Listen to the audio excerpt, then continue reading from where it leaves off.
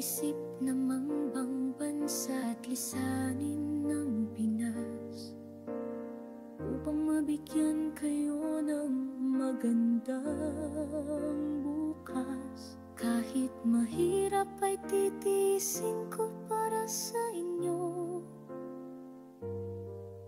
Kalungkutan at pagdurusa ay haharapin ko upang matustusan ko ang inyong pangangailangan. Pinili ko ang lumayo, kaya sana inyong pagbutihan at maintindihan ng hirap ng buhay upang tayo ay masaya at magtagumpay. Ang buhay sa ibang bansa ay buwis buhay.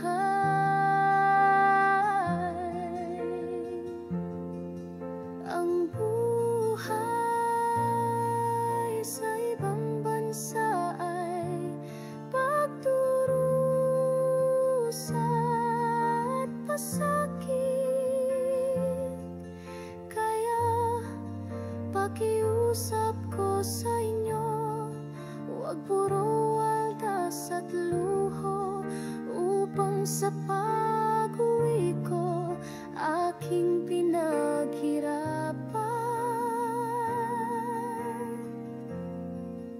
ay akin ding malasan.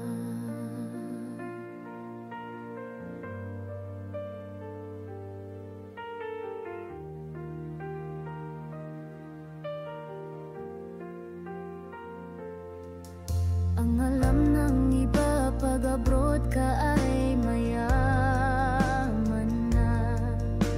Hindi nila alam ang sahod next month na advance na.